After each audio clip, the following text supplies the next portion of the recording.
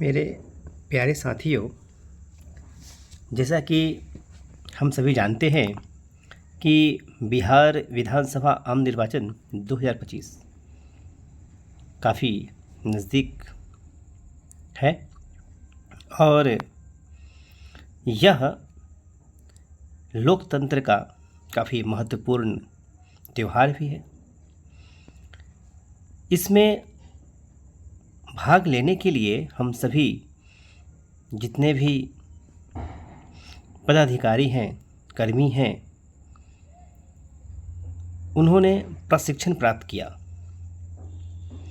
परंतु मतदान के दिन मॉक पोल के समय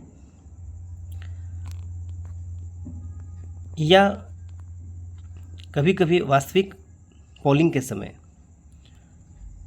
कुछ परेशानियों का हमें सामना करना पड़ता है,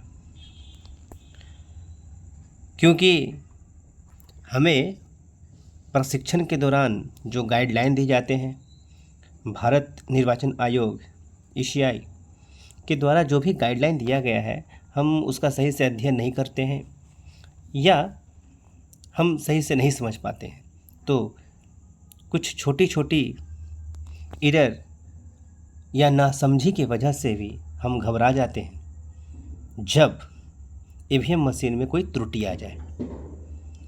तो आज हम आपके सामने एक टॉपिक लेकर आए हैं कि ईवीएम मशीन में जो भी त्रुटियां आते हैं उसका हम सॉल्यूशन या निराकरण कैसे करें।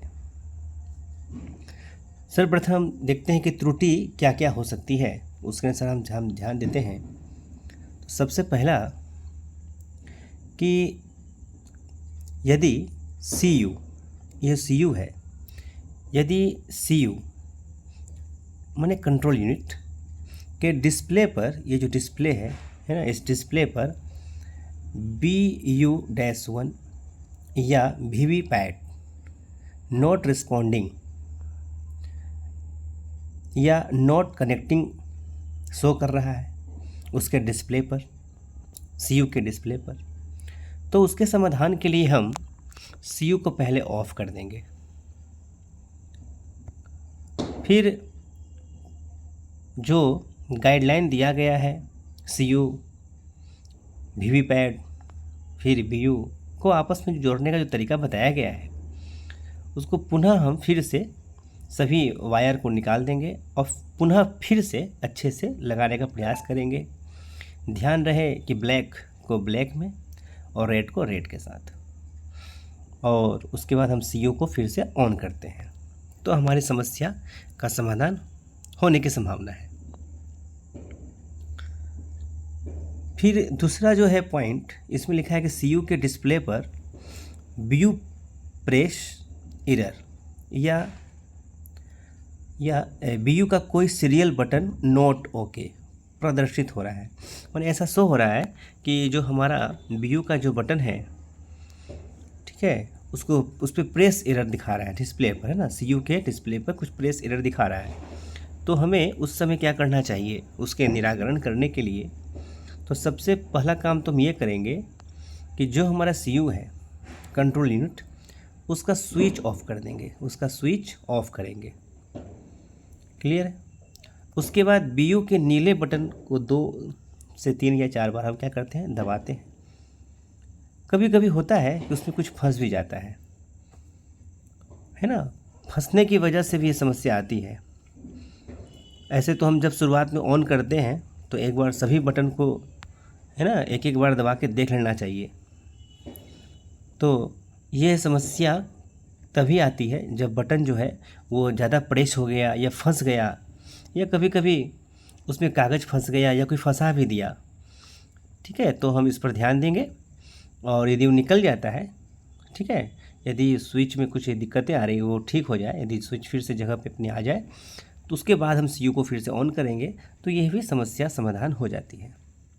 नेक्स्ट तीसरा जो है, तो उसमें है क्या कि आप जैसे ही ऑन करोगे CU, तो जितने भी उसमें बेसिक जानकारी है डेट से संबंधित या CU BU का जो कनेक्शन, उसका जो नंबर है उसके प्रदर्शन होने के बाद इनवैलिड लिखना शुरू करता है, इनवैलिड। यदि इनवैलिड शो कर रहा है तो आप इस बात से निश्चित हो जाएं कि हमें एक प्रक्रिया बताई गई थी CRC,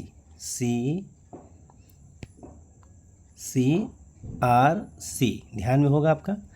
जो पहला C है ये कहता है क्लोज करने के लिए, तो हम क्लोज के बटन दाबेंगे। उसके बाद R फॉर रिजल्ट का बटन दाबेंगे। उसके बाद जो डाटा होगा उसको क्लियर कर देंगे। तो यदि हम CRC कर लेते हैं तो इनवैलिड वाली जो समस्या आ रही है, ये इनवैलिड वाली समस्या, ये समस्या भी समाप्त हो जाएगी। नेक्स्ट हमारा जो एरर है वो है वीवीपैट चेंज बैटरी। ये जो है वो शो हो रहा है, ठीक है, ये दिख रहा है CU पर कि लिख रहा है वीवीपैट चेंज बैटरी। तो इसका कहने का मतलब ये है कि जो वीवीपैट है उसका बैटरी कहीं डिस्चार्ज हो गया होगा। तो इसके लिए अतिरिक्त जो रूप से है हमारे जो सेक्टर पदाधिकारी होते हैं, सेक्टर मजिस्ट्रेट जो होते हैं, उनको एक्स्ट्रा बैटरी जो है उपलब्ध कराया जाता है पहले से। तो आप उनसे जो है बैटरी लेकर वीवीपैट की बैटरी को बदल देंगे। एक बात ध्यान रखिए, हम जितनी भी प्रक्रियाएं कर रहे हैं ये जो है सबके सामने होनी चाहिए। जो हमारे पोलिंग एजेंट है या जो हमारे सेक्टर पदाधिकारी है वो सभी के समक्ष, हमारे जितने भी P1 P2 P3 सभी के हम सामने ही करेंगे सबका। जो भी समस्या आती है हो सके तो अपने कंट्रोल यूनिट जो हमारे रूम है, जो हमसे सीनियर है, हम उनको सूचना भी दे देंगे।